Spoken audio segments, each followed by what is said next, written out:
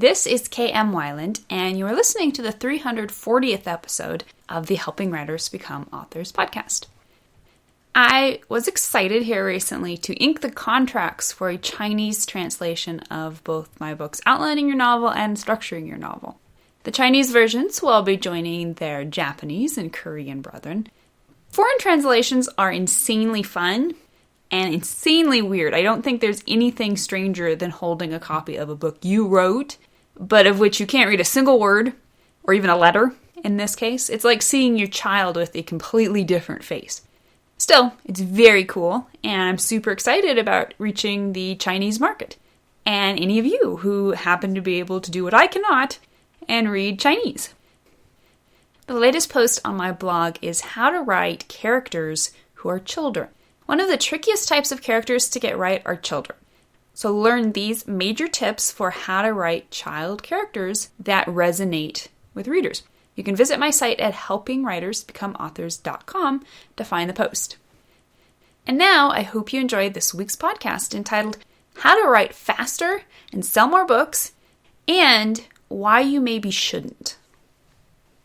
So today I'm going to be contradictory. First, I'm going to show you how to master a killer skill, namely how to write faster, and then I'm going to tell you why you shouldn't use it.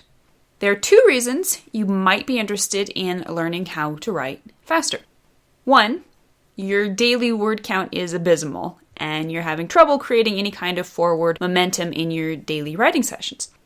Number two, you want to write faster in order to finish and publish more books more quickly, in order to meet the demands and take advantage of the opportunities provided by today's book market.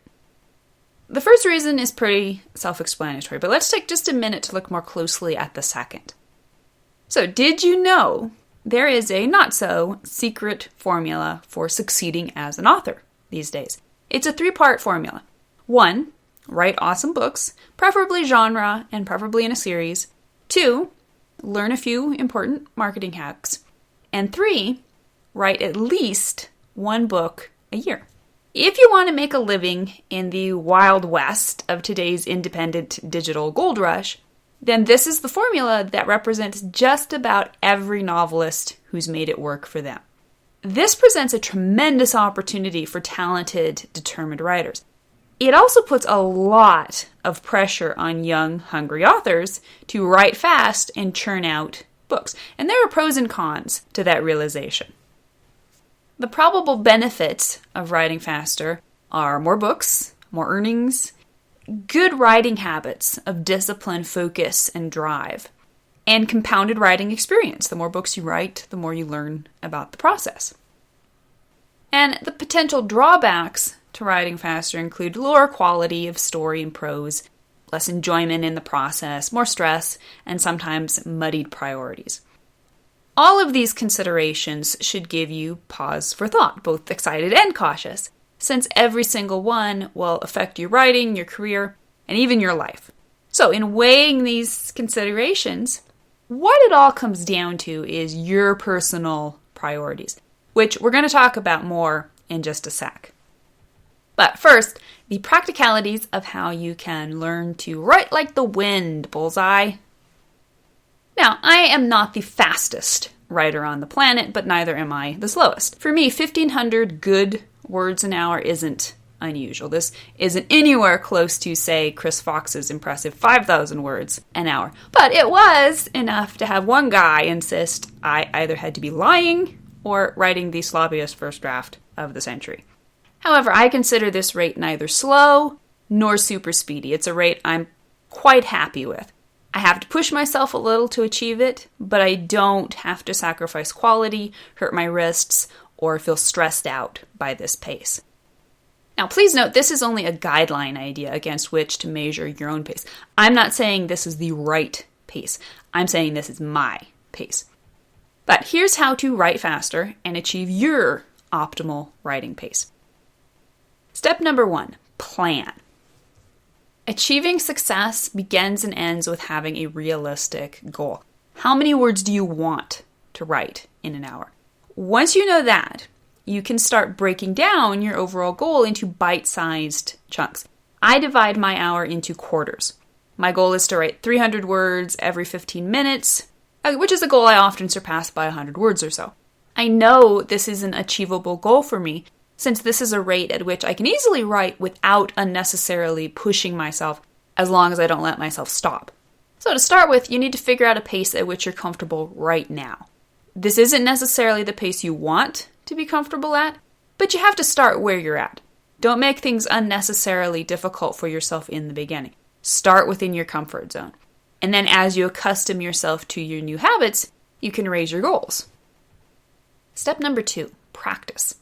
The idea of writing faster can be intimidating at first. It's a muscle you must build like any other. Start with something easy, say 100 words per 15 minutes. If you achieve that easily, up it to 200 words, then 300, until you find your ceiling. Find a pattern that's comfortable. I'll write for 15 minutes, check my word count, take a drink of water, eat a piece of chocolate, whatever, then start the next 15-minute cycle. You could get up from the computer, stretch, fold the laundry, whatever feels right after your first 15 minutes. As soon as you're comfortable with your current mini goal, up it just a little bit, nothing too overwhelming. All you need to do is take baby steps, one at a time, until you reach the top of the mountain. You don't have to climb it all in one day. And step number 3, prioritize.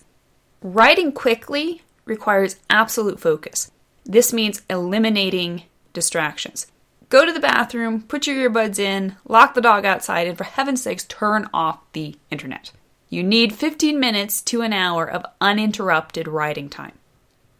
If you want to achieve quality writing right out of the gate, the kind that doesn't require twice as much time to edit afterwards, you also need to have a clear understanding of what you will be writing today. I couldn't achieve the word counts, the quality first drafts, or the intensity of focus I do without my detailed outlines. Because I already have my story plotted and my scenes choreographed, I don't have to stop and think about what happens next. I can simply write. So as you can see, writing fast is actually very easy. The hardest thing about it is just sitting down to do it. In fact, this intense amount of required discipline is probably the single greatest benefit you'll gain from learning how to write faster. That acquired discipline is also the reason I would never discourage a writer who wants to learn how to write faster. In short, as Rachel Aaron talks about in her book 2,000 to 10,000, stamina is by far the more valuable asset than is the speed itself. Stamina/discipline is arguably the single greatest quality of any successful writer. I often talk about how finishing novels is one of the most important traits any author can establish. In his book, 5,000 Words Per Hour, Chris Fox astutely points out that the vast majority of writers will never finish a short story, much less a novel. Completing projects teaches characterization, plotting, pacing, and a whole host of other parts to your craft. You complete entire novels by cranking out thousands of words each and every day. As of this writing, I've written 7 novels. Every last one has massively improved my skills, and I now crank out better novels faster than ever. End quote. Learning to write faster teaches you to write with stamina. Sitting down for an hour to write 1,500 or more words is not the same thing as sitting down for an hour to write 300 words. Now, this isn't to say those hard-fought, carefully considered 300 words aren't useful and important, but grinding out 5 words a minute with lots of thinking, tinkering, hemming, hawing, and probably hair pulling mixed in doesn't instill the same powerful habits of stamina and discipline as does writing 20 or more words per minute. However, big however here, stamina and speed are not the same thing. Don't feel you can achieve admirable stamina only by writing a gazillion words per hour. Stamina is stamina, focus is focus, discipline is discipline. When you've gained these habits, you'll know it.